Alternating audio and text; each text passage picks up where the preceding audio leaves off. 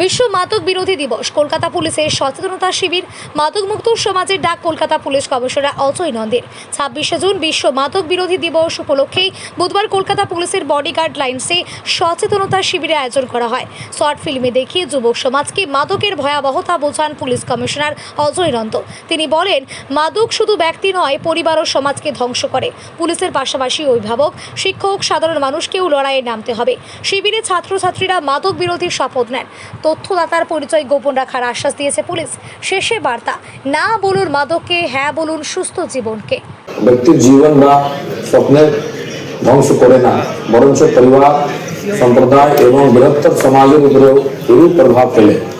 অবৈধ মাদক পাচার সংগঠিত অপরাধ, হিংসা এবং সামাজিক অস্থিরতার উৎসাহিত করে, যা জননিরাপত্তা এবং জাতীয় উন্নয়ন ক্ষেত্রে एक गुरुतर चैलेंज।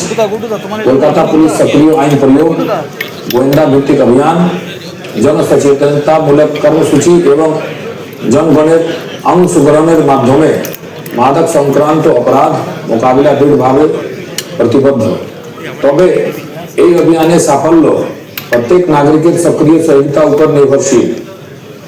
এই বছর বৈশ্বিক প্রতিপাদ্য world drug problem, persisting issues, new challenges, innovative responses আমাদের স্মরণ করিয়ে দেয় যে মাদক সমস্যার মোকাবিলার প্রয়োজনে সচেতনতা, সমর্মিতা, উদ্ভাবনী চিন্তা ভাবনা এবং সম্মিলিতভাবে দায়বদ্ধতা প্রয়োজনীয়। ভারতের প্রতিপাদ্য নশা মুক্ত অভিযান বিকশিত ভারত কি পহচান, একটি সুস্থ, সক্ষম এবং উন্নত ভারতের প্রতি আমাদের জাতীয় আকাঙ্ক্ষা ভাব প্রতিফলন। আসুন আমরা সচেতনতা বৃদ্ধি, পুনর্বাসন প্রচেষ্টাকে সমর্থন এবং আমাদের যুব সমাজকে সুস্থ, উৎপাদনশীল ও দায়িত্বশীল জীবনযাপন উৎসাহিত করার মাধ্যমে একটি মাদক মুক্ত সমাজ গড়ে তোলা অঙ্গীকার করি। সম্মিলিত প্রচেষ্টার মাধ্যমে আমরা আমাদের সমাজকে সুরক্ষিত রাখতে এবং আগামী প্রজন্মের জন্য একটি উজ্জ্বল ভবিষ্যৎ নিশ্চিত করতে পারবো।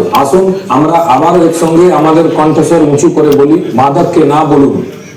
ধন্যবাদ।